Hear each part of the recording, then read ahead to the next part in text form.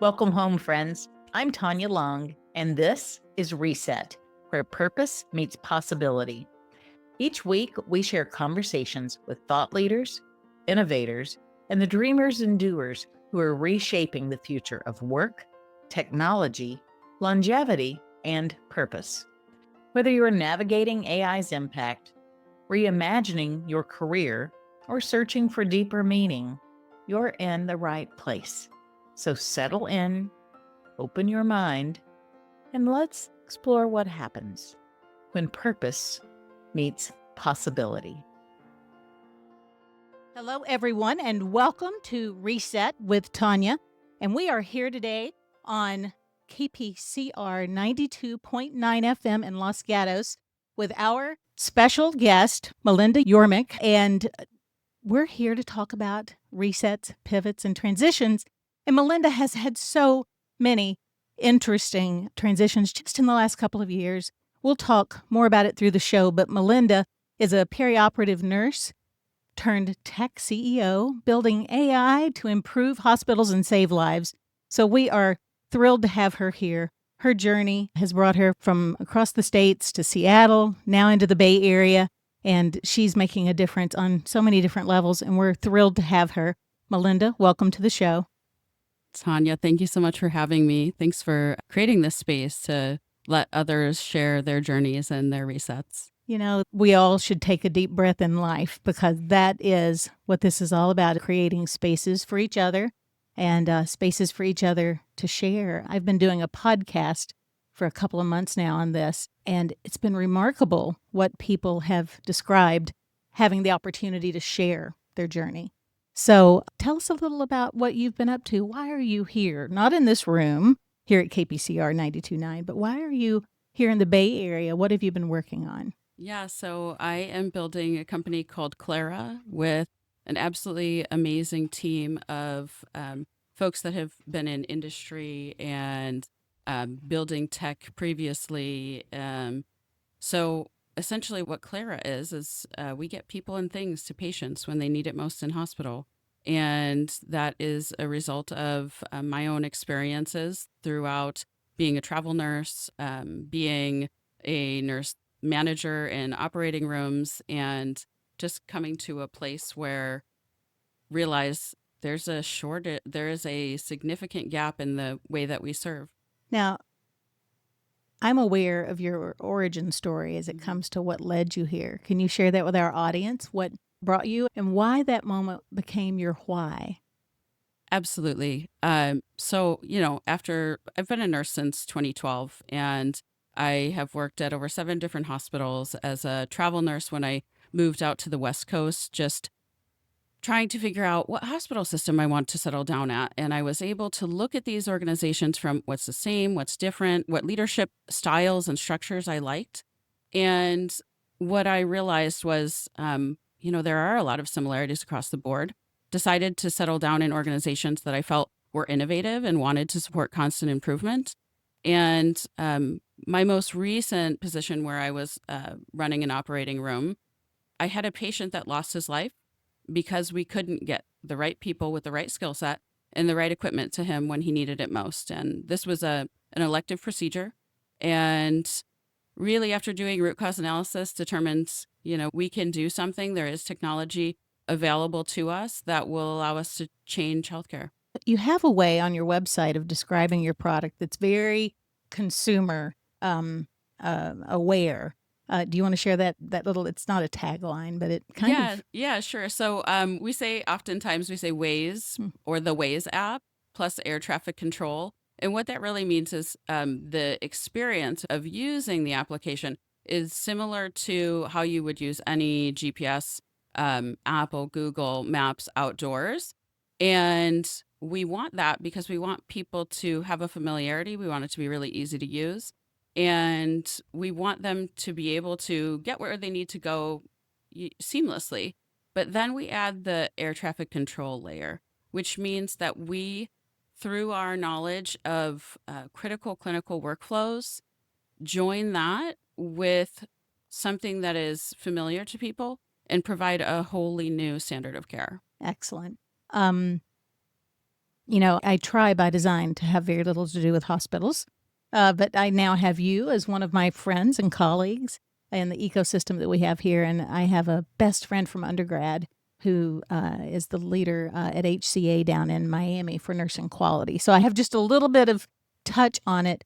And when I think about, like, you have a patient who's coding and they don't have a defibrillator in every single room. That's just not practical from an expense standpoint. So to be able to have sensors on things with our newly evolving technologies and to be able to know the nearest defibrillator is, 3 doors down in that supply closet, or a resource, a particularly skilled physician in a crisis moment. Right. To be able to have the sensors on their badges that say, oh, Dr. Smith is in between procedures and he's on a break. He's in the break room, and be able to get him to a patient fast. It's just remarkable to think about how that could enable saving lives in a very real way. Right. And then frustration. We're all pretty aware there's been a nursing crisis. And to think about them being able to get what they need and not experience what you did, I think makes them feel better about what they're able to do every day. Absolutely. Yeah. Absolutely. The key story that goes along with the event that I was sharing was we literally could not get the airway cart, the emergency airway cart to the patient. Intubation, if you watched ER back in the day. Okay. And the code response team was unable to find the patient that was dying. And this is a standard operating room. Yeah. And it's across the board. This is not just one hospital. So we're not. I understand. Yeah. You're not picking on anyone. No, you know that it's a problem that routinely is an issue. And we didn't have the technology to do this till recently. And even the technology that's out now is not structured appropriately for hospitals. And so we are building specific for healthcare. We want to provide hospitals with white glove services in this area. Let's take it back to you, because this was a reset and this is all good. Absolutely. I just wanted it to be ground context for our audience. You went to school for several years to become an RN, and then you progressed in your career. You managed the OR. Right. And then you decided to fix something, which meant you had to leave that behind. So what was that emotional journey like for you to make that decision and then go into this abyss that is entrepreneurship? What was it like for you from an emotional perspective to make the choice to move career-wise? Yeah. I would say that I didn't necessarily realize it while I was doing it, but I was always an entrepreneur. And I was always looking at problems and wanting to solve them and not feeling like that wasn't my job. And so it was a process of like getting creative, finding the right teams to work with. And so this transition from the perspective of problem solving wasn't as challenging. I will say that what was the biggest hump for me to get over was this thought that everyone was going to think that I was crazy. Why is she walking away from this perfectly good leadership track? She's got a great team. She's doing wonderful things exactly in that stability. And I couldn't not do it. So I had to be okay with people looking at me a little funny. That was huge. Understandable. So you transitioned careers, but it occurs to me that you also felt compelled to start your MBA as you started a company. I would have advised against that had I known you then. You had to balance a lot. Right. You had to balance a partner at home, a spouse at home, a career shift, and then you threw yourself into a competitive MBA program. What was it like for that pivot, for you to go back into a focused, applied set of academics? MBAs are hopefully applied academics these days, more than just research. Right. But what was it like to throw yourself from the chaos and stress of a hospital OR to the structure and rigidity of an MBA program? Well, so I guess I'll take it back a little bit further because you said you would have advised against Against it. I will say that when I was first applying for this program, I didn't know that this was the direction I was going to choose. I was planning on climbing the healthcare leadership ladder. I wanted to be a chief nurse or some sort of operations. I have some mentors that have been really impactful to me along the way. And I thought to myself, well, I can be just like them. And so my goal was to get the MBA so that I could uh, progress in my career Mm-hmm. in the health system. And when this happened, that I started the program the exact same month as I was starting my company, I had to shift my mindset and look at this as an opportunity to use my MBA to really fully understand the business. Right. And it was an environment shift, though, 100%, to have to go from being the expert to back to learning. And I had been learning more about the business of healthcare, but not about business more broadly. So it opened my eyes to that world and helped me embrace what I'm doing now. How interesting. My mental model was that you um, decided to build Clara and went and got your MBA concurrently to build it well. But you found the vision for Clara while you were in your MBA program. No, I had applied for the program, and Um, I actually, this is a story that I don't tell often, but I'll be Okay. vulnerable here. So the first time that I applied for the program, they said, hey, because this is an executive MBA program, we either want you to have a longer time in leadership or a Mm-hmm. higher title. And so I said, okay, I will give you both. I took a promotion to go over to a different hospital and run the neuro OR and the interventional spine center. And this was where I had that patient Yes. never Incident. event. Mm-hmm. So I had gotten into the program, and then I realized that I needed to start this company. So I shifted my mindset to say, use this program to propel you Mm-hmm. to build a team and to make the change that you need in I love healthcare. it. I love it. I did not know that story about you. And I think a lot of people look at successful entrepreneurs like you and they say, oh, everything's always been easy. They may not say it, it may not be top of Right, mind, but it's an right. assumption that, oh, they're just the chosen ones. Things are simple. And to hear that someone told you no, they didn't tell you no, they told you not yet. Yes. And you said, I really want this. Yeah. And you moved hospitals. So that's like moving work families. So you moved hospitals, took a promotion, all in the name of getting into this executive MBA program. For you, what was so compelling for you about getting that education for anybody who's in our audience who might be on the fence about the investment, Mm-hmm. time and money, Mm-hmm. of going back and getting more credentials on someone who's already highly credentialed, like Right. you were as an RN? Mm-hmm.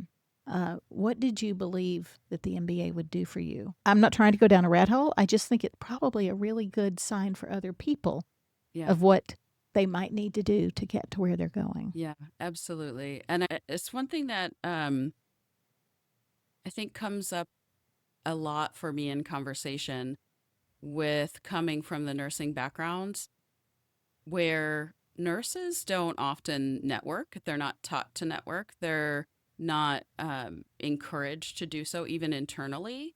And one of the things that I realized very early was find people that are very smart and sit around them. And Mm. when I was thinking about this executive MBA program, I said, I want to be in the cohort with the best of the best. And I want to not just be learning from amazing professors, but I want to be learning from people that have real industry knowledge. And that was probably the biggest thing that propelled me to return to school. So, exposure to others and experience Hmm. that's different than your clinical experience. Right. And forced is a horrible word, but it is what propelled you into a completely different environment to Right. learn. Right. I love it. You are a founder, and in the community that we spend a lot of our time in here in the Bay Area, founders have a lot less world experience. They might have gone through a master's or two, depending on the field. But I work with a lot of founders that are really early career and don't have the wisdom that you had from your experiences with people, with business. And I think it's remarkable that even with those, I think it was 10 years that you had, you Right. still decided to tack on a different angle and approach Mhm. for the MBA work. Do you think it paid off? 100%. Okay. Well, Yeah. I Yeah. guess that's an obvious answer, but how did that Yeah. So reinforce there your were some success? remarkable courses, obviously, that uh, very much relate to what we're building at Clara and helped us look at things, not only through that financial lens, but also through the operational lens and the problem solving lens. Mm-hmm.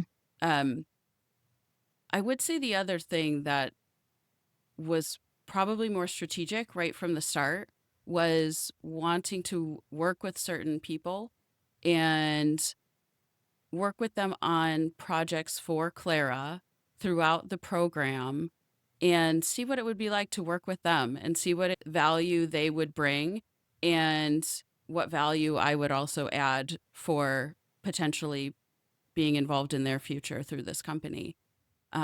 So we were able to build the team through quite a few members of this highly experienced executive MBA cohort, Mm-hmm. just really remarkable professionals. You talk about it as if it was a very important part of your life. You light up other people that can't see you, that aren't here in the room. You talk about it with, and that was 4 years ago, maybe 3 years ago. It was not yesterday. And you do glow when you talk about the experience. So Thank it you. says a Yeah. lot. It Yeah. does. Yeah. We graduated in 2024, but I have Okay. to say the people that I glow because I feel so proud that I get to work with them. I Yeah, really do. I love it. I love it. Now, speaking of glow, not an intentional segue, but I do a little public service announcement here for KPCR LP is right smack dab in the middle of Los Gatos. And coming up on Saturday, April 26th, is the Los Gatos Chamber of Commerce. And I think it's the 15th annual wine walk that we're doing, and KPCR will be involved. Keep in touch with our website, and you'll see some of the activities that we're planning. We're looking for bands. There will be wine as part of the wine walk. If you're interested, there will be discounts at some of the stores here, but wine being poured at over 30 places. Now, to partake of the wine, you need a wine ticket, and that comes through Eventbrite, just so you can get to what you need for that Saturday if you want to get a memorial glass and walk from store to store on what we hope will be a beautiful Saturday afternoon at the end of April. So April 26th, the Los Gatos Chamber of Commerce Wine Walk. I will be here. I hope to see you here as well. So back to you, Melinda. So we've talked about transitions out of a clinical role, then into an MBA program. And then I would say your next big transition was from clinical managerial roles to entrepreneurship. Mm-hmm. And entrepreneurship really is the abyss. What was it like for you moving from very structured, what the protocols are, when you have to be there, how much response time you need, to your creating and crafting your go forward as an entrepreneur? It's a big whiteboard. Yeah. What was that like? This is a really interesting question, Okay. actually, because I've always viewed any leadership as creativity, as the ability to build something, and you have to do it together. So that is, I think, even in hospital, moving, I started in the operating room, right? And you need all of those pieces working together. It's an orchestration. And sometimes, of course, the surgeon has the preferences and all of those things, but you have to be responsible to your patient, right? And so it's every person in there, it's their operating room. Yes. And it's their way of orchestrating that patient's care. And so it went from bedside to team building, right? So now we're seeing, how can we provide the best care through building teams that have the right training, that are comfortable in the positions that they're in.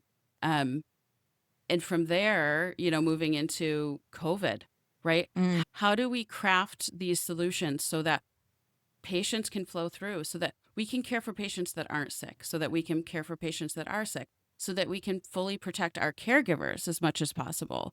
And that's all creation to me. And so I see it in a very global fashion where Mm-hmm. maybe sometimes people would see it rigid and structured, but I never have. Mm. I think that's interesting because I had assumed it was really prescriptive, no pun intended. And to hear you talk about it, you had a lot more agency than I would have expected Right. in a large metropolitan hospital. So, Mhm. so that's interesting. You just mentioned working with a team and how everybody on the team had roles to care for that patient. Yeah. It's the same when you're an entrepreneur, building out your Right. team, whether they're a direct team or outsourced, to find the right roles and the right people and the right fit hmm to create what you're creating. How did you transfer those practices that you built for team building when you moved into entrepreneurship?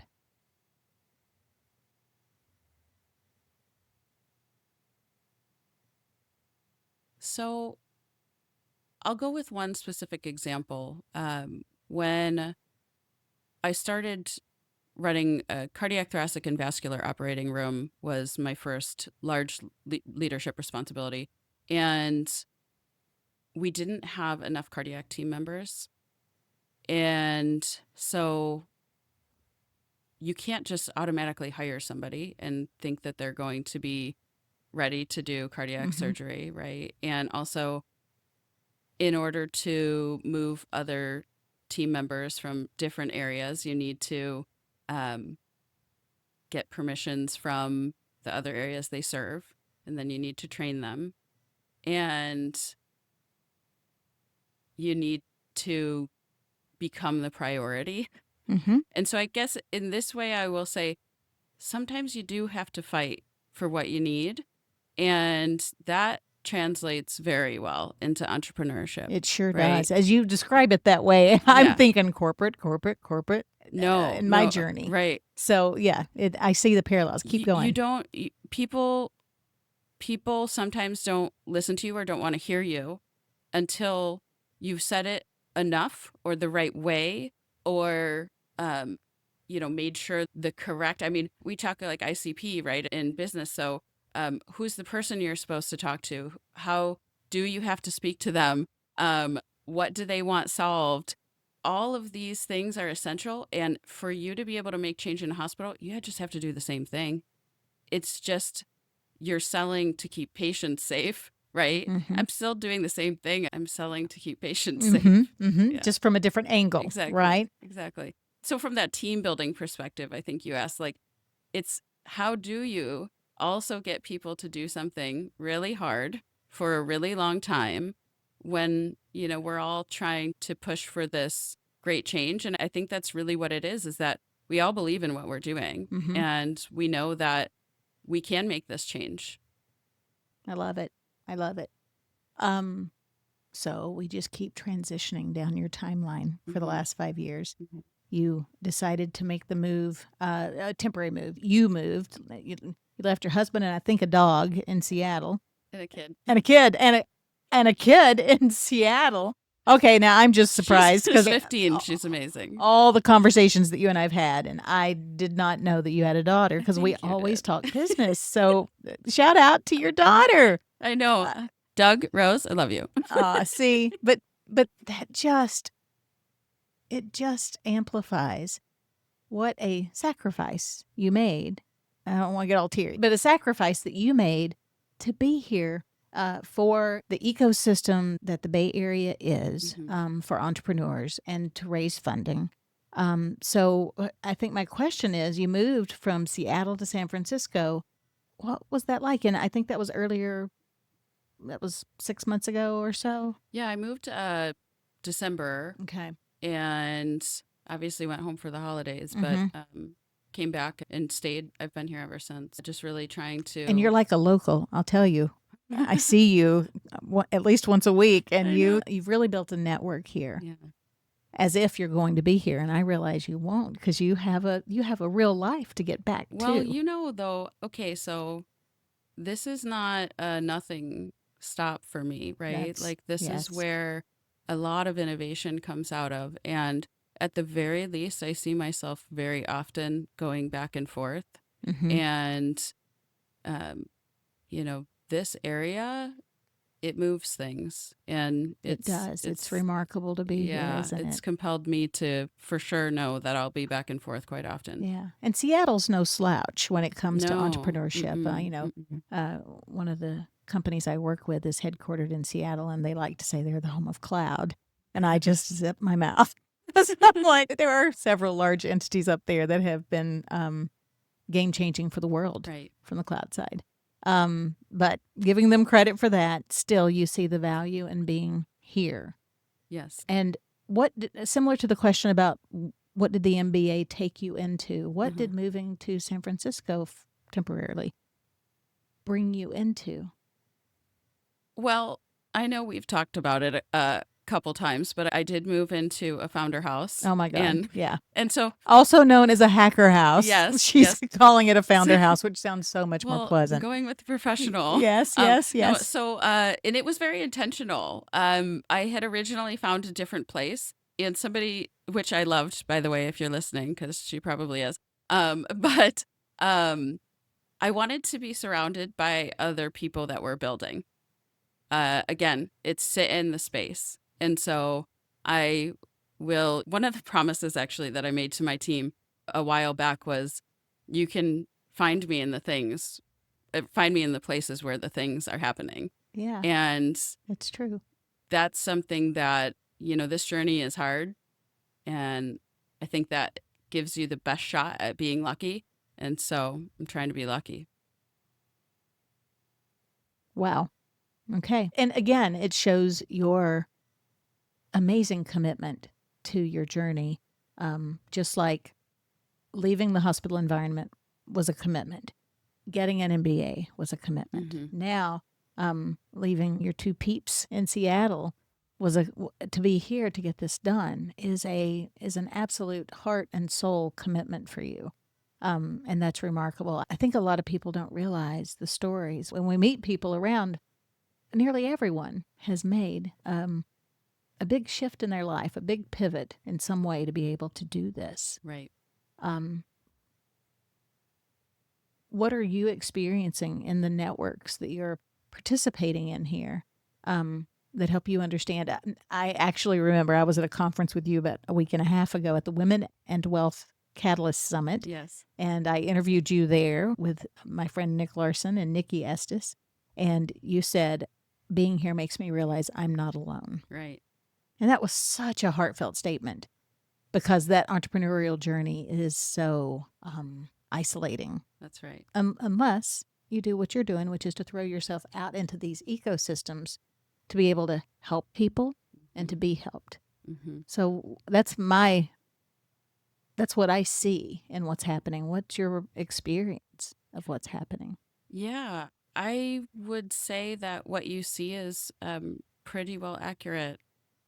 Listening to a podcast recently, and I'm disappointed, I can't remember the name of who it was, but one of the things that she said was like realizing that you're not that special just allows you to get through more challenging things. And so coming to a place where you literally are not alone, like you are surrounded by other people that are just grinding out and pushing to find the success that they need for their companies, it just makes you realize like, oh, okay, like I'm just doing normal things. Yes, they're hard, but I'm just doing the normal things to make the world go round. I love it. It reminds me, in ways people would not understand unless they had lived there, of being in Nashville. I came here from Nashville, and there were so many solid musicians, so many talented and creative artists who had put their lives since they were born. They were playing the guitar. And there were remarkably talented people who would literally pay to sit in the Wendy's at the airport and play. Because that was the thing, is Nashville started to develop more of a sophisticated tourism model.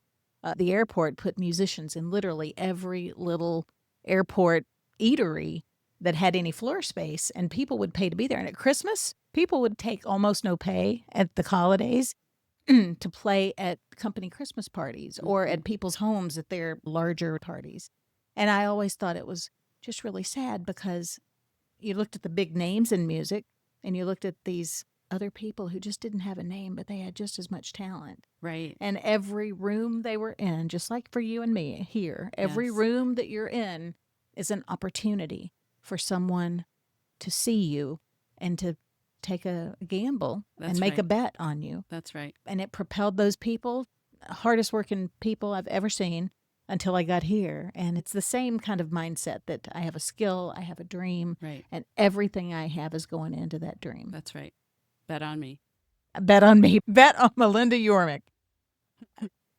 Seattle to San Francisco. I love it. So let's do a quick station check-in. We are at Pirate Cat Radio. That's KPCRLP 92.9 here in beautiful, clear day, sunny Los Gatos, and also KMRTLP, and that's 101.9 FM out of Santa Cruz. We serve the Central Coast and the Bay Area with creative programming for what our listeners want to hear. And today, I hope that you are enjoying hearing about resets and transitions with Melinda Yormick. From Bedside to Boardroom is what I titled our session, A Nurse's Journey to AI Entrepreneurship. So we've been moving into a lot of conversations around your transitions. But for you personally, we talked about, I called it the leap. You know, you've made several leaps into new things. But now I'd like to switch it to be even more about you for the personal transformation that you must have undergone with so many. They don't feel like full pivots, but they are definitely life impacting navigational times to get to your to where you're ultimately headed on your journey. Right. So what have you learned about yourself and I hate this, but I will, not just as an entrepreneur, but as a female founder? What have you learned about yourself while you've been raising capital in a very male-dominated, and I will not whine about it, but it's a very well-known stat, 2% of VC funding goes to women, and you are swimming upstream as hard as your little fins will go. So what's it been like for you as a female founder in an ecosystem with so much talent?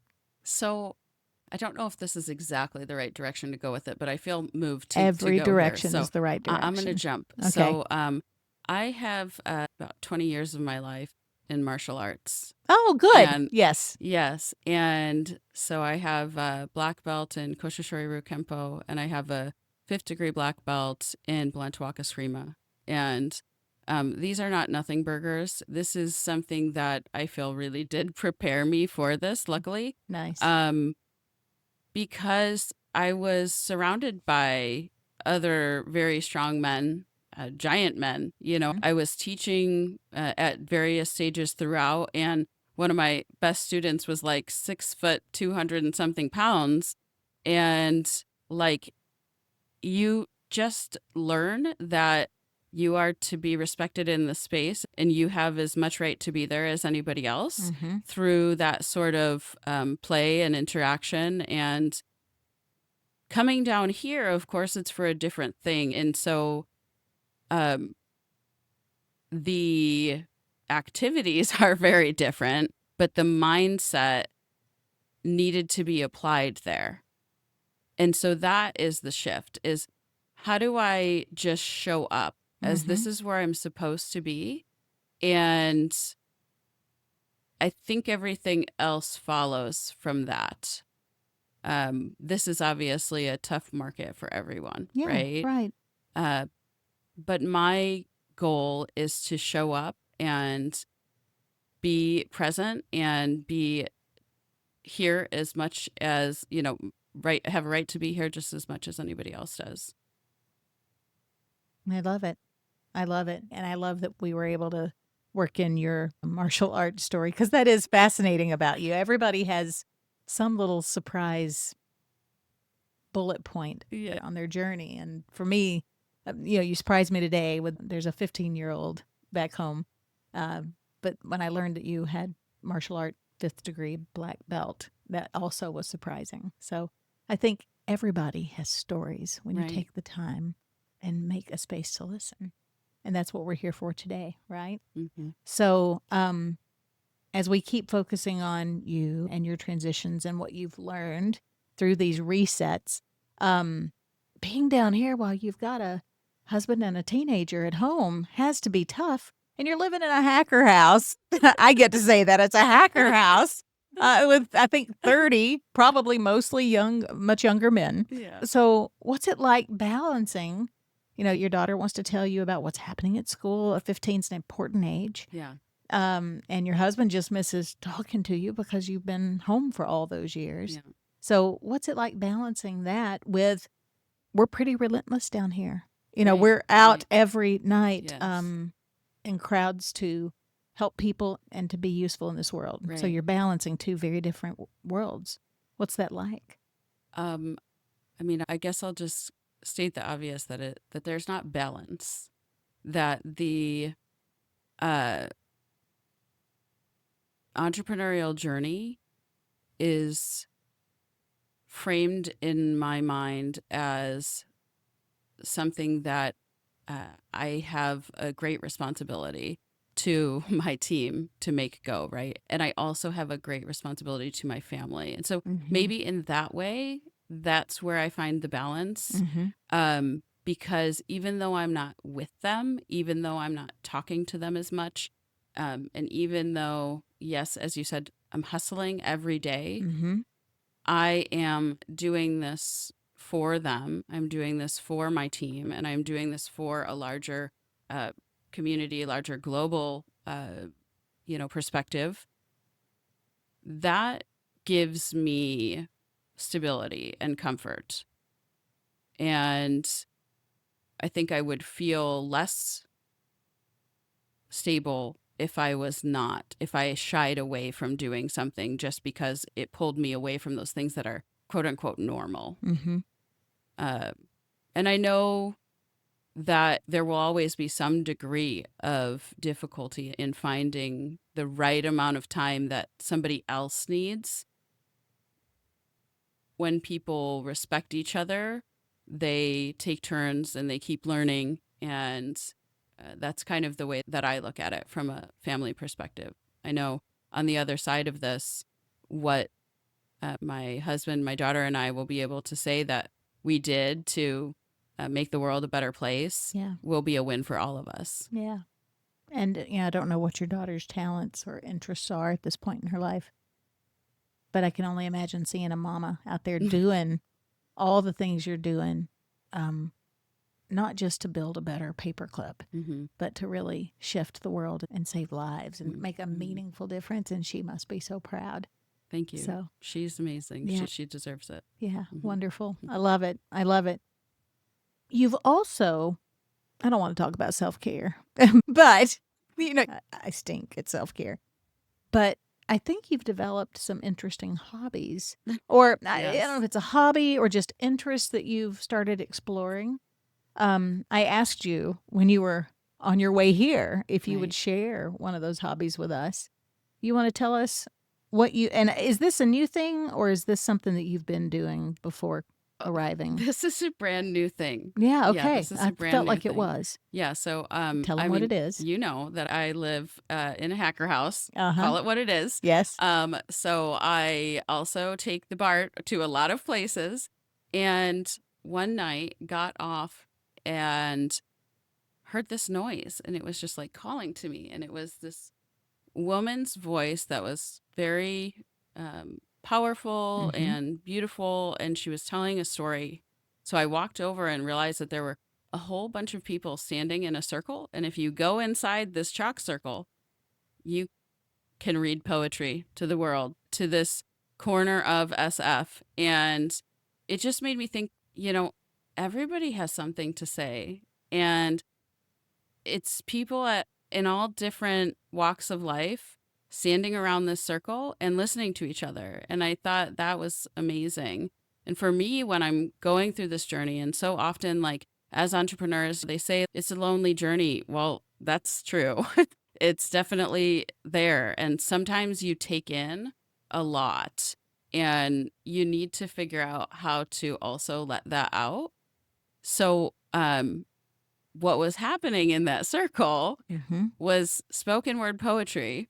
Okay. Spoken word poetry. That's right. Mm-hmm. That's right. And I was just so compelled that I went home that night and wrote a poem and went back the following week, because they do it every Thursday at 10 o'clock at night. And I read my poem. And from there on, I realized that this was really healthy for me to be able to get thoughts out that I didn't need to store inside as extra weight, because I have a job to do. Yes. I think it's remarkably brave. I speak on a lot of stages, but I speak about facts, or I facilitate. And to me, that's easy. But to open up your heart and pour it into words that you then deliver as an art form is remarkably courageous. Thank you. Were you scared the first time you got up and started to, with a mixed group, meaning not everybody understands your journey? Right. Yeah. Yeah. I think there's very limited experiences that I can say that for the first time I wouldn't be a little bit nervous. Oh, yeah. Right. So like, for sure, like, even though I was standing on a street inside of a chalk circle, I was like, I've never done this before. And I don't know if my poem if people are going to think it's terrible, right? It means something to me. But I think as you start, your voice might be a little shaky at first, and then you find your feet, and then you start to get louder, and you just, again, do that thing that I was talking about earlier, where you decide, what, I can't necessarily care so much. Like, this is my story, this is my journey. And some people are going to like it, some people aren't, and that's fine. And I'm going to speak to the world. So then I got comfortable. Then you got comfortable. There's a term you're using that is not familiar to me. Are you saying chalk circle? Like chalk on a chalkboard? Like they were literally like kids chalk.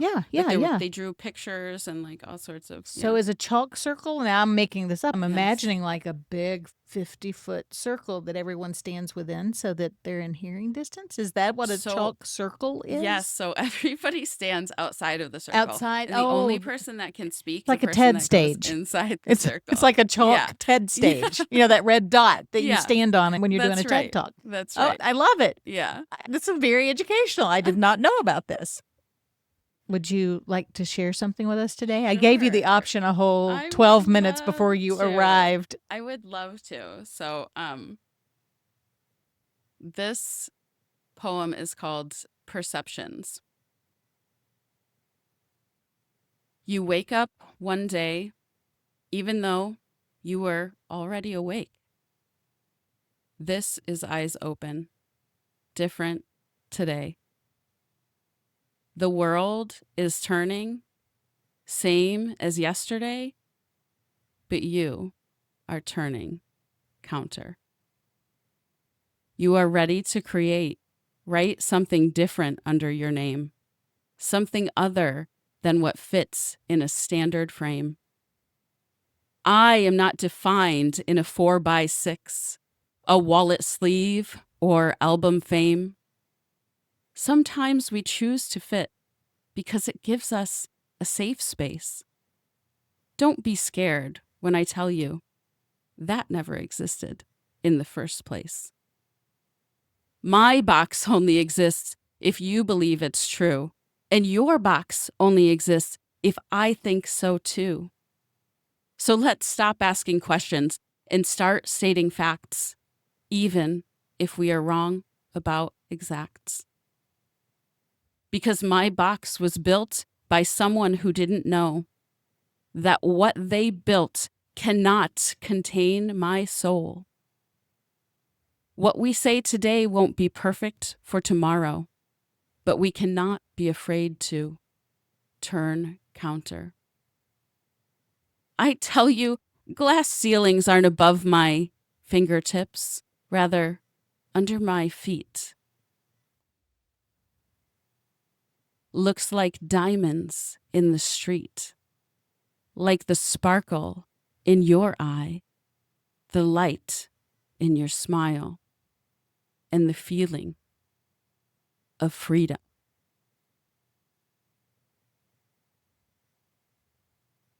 Wow. Wow. Thanks for letting me share that. That's wonderful and powerful. And I know you saw me get a little teary. I don't know what happened when I turned 50, but the tears I didn't shed the first 50 years just come so much more easily now when I'm moved by expression and thought and excellence. And so thank you for sharing that. And now my mind's racing a little bit. I can't help it. Wouldn't it be great to bring 4 or 5 people into this studio to share? And Yeah. we have the creative license to do that here. KPCR 92.9 is all about creativity. Some of it's music, and I think that the spoken word would be welcome. That could be a very interesting thing for us to put together because it touches so deeply into what people are thinking about, how they're feeling, the things they don't get to say in the normal course of their lives. Right. So let's work on that. That would be a lot of I fun. love that. Yeah, good. So speaking of KPCR 92.9, I've just said how we foster, advocate, and share creativity of all forms. We are a nonprofit community radio station. So we champion makers, creators like you. We have lots of emerging and underground artists. So I think you'd love this community. The sound of Pirate Cat is shaped by those who take part. And so, not you, Melinda, but to the world that's listening, we invite that world to take part, but also not just to listen, but to contribute. So we are a listener-funded nonprofit radio station. And if you feel compelled, just go to kpcr.org on the web, and you'll see little support buttons all over the homepage to contribute, to keep this going so that we can do programs like the work that'll happen on April 26th at the Wine Walk, like pulling together creative artists of a different type, not a band, but a group of spoken word artists. So if you'd like to contribute, we'd love to have you participate in multiple ways by listening and contributing at kpcr.org. And just hit that support button.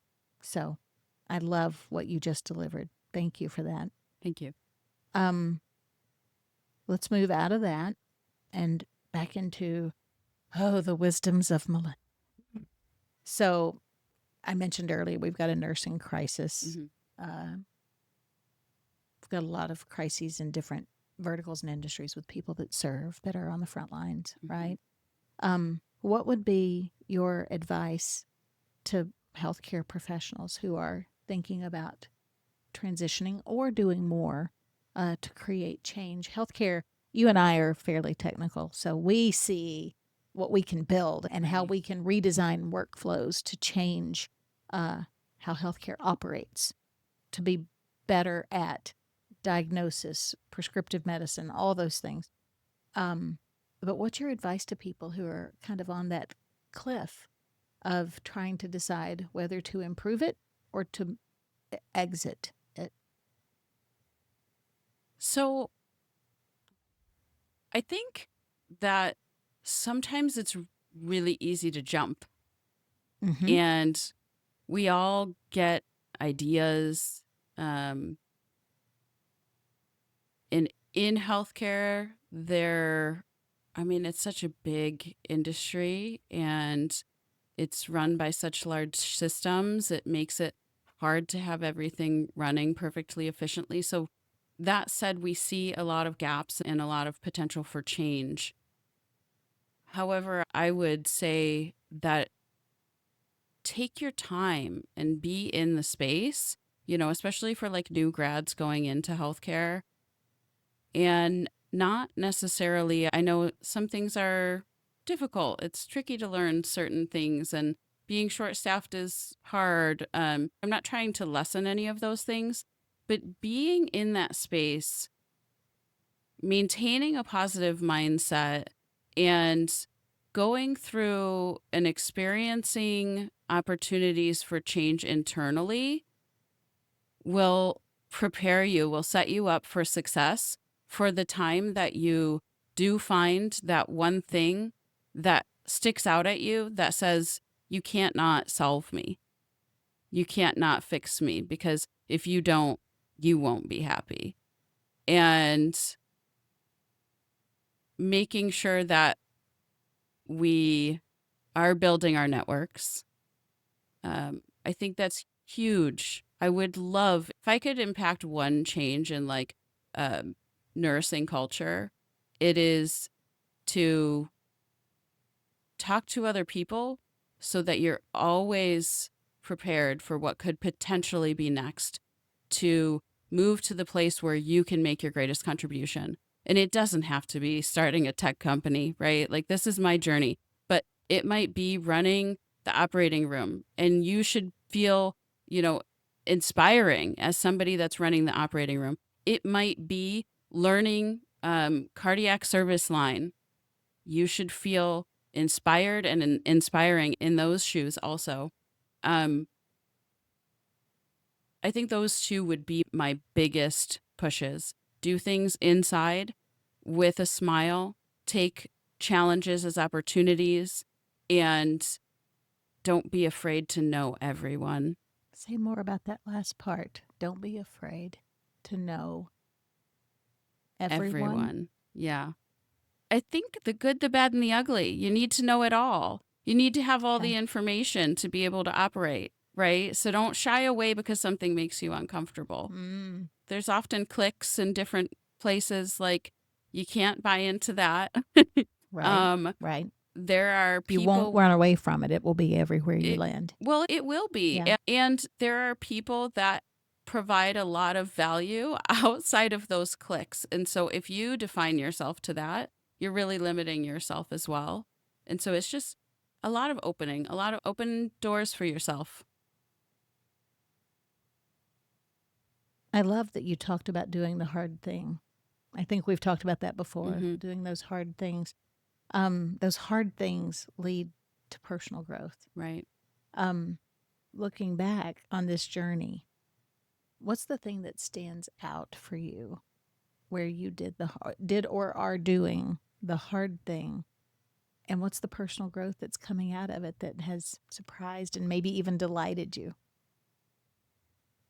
So I think if I do this from a more purely personal growth perspective, I would say when we were originally talking earlier in the show about not necessarily caring as much about what other people think about you, and that was kind of something that was crucial for when I was entering this journey.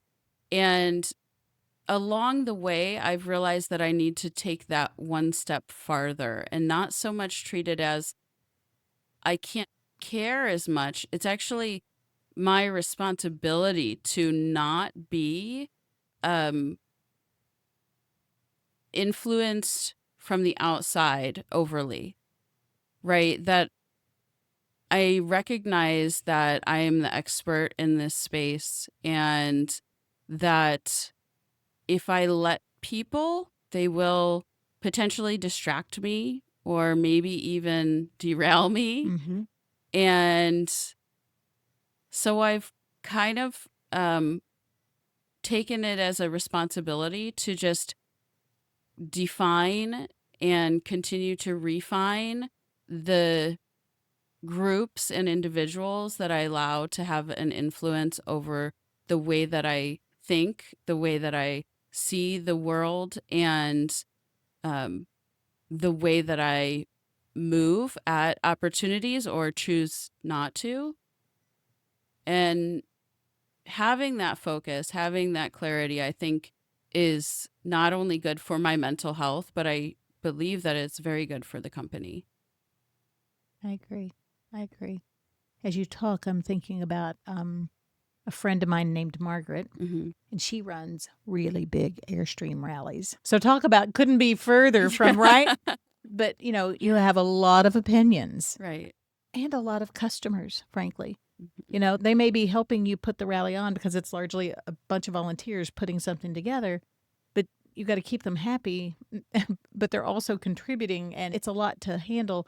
And her phrase, she doesn't use it often or lightly, But she says, I don't crowdsource my personal choices. Yeah. And I love that because she needs to stand in her own power and make her personal choices, always with a lens of who she's serving. Right. But she doesn't crowdsource her personal choices. Right. And that was such a powerful statement for me when she did something personally big. She got her own Airstream. She got her own smaller to tow, and it was a big deal. And people were like, I would have helped. I would have helped. And she said, I don't crowdsource my choices. She Yeah. went through it and made her best decision, Right. Right. which is, to me, parallel Mhm. to what you're saying. It Mhm. just means that all of us can benefit from standing in our intuition and what we know Right. and leaning into our ability to make decisions. Mm-hmm. So anyway, so shout out to Margaret. If she's out there Wonderful. listening, I think she's on her way to Europe. But there will be other Airstream buddies who absolutely know who Margaret is. All right. So, wow, we've been on a journey Mm-hmm. for this call. Yes. So now let's talk about your vision for the future.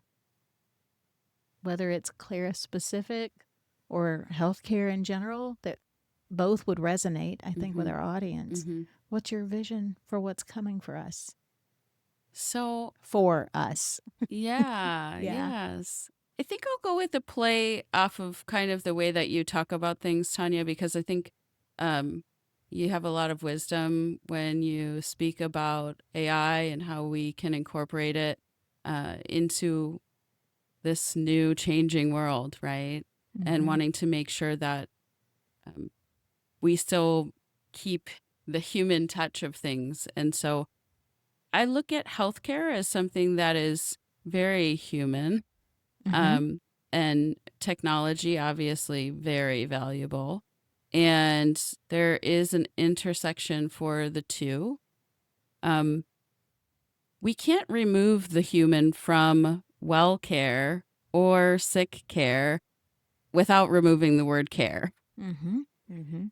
And I see technology playing a massive role in eliminating more middleman operations or Repeatable.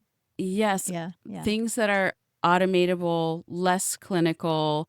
And obviously, certain things, technology will move into clinical spaces. I mean, my mother actually had to change her career from when she had a 4-year degree, and then, machines were developed that Mhm. ultimately were Mhm. able to do that job. So I'm not saying that this isn't disruptive, what technology is bringing to healthcare today. But what I am saying is that I think that it will remain largely human.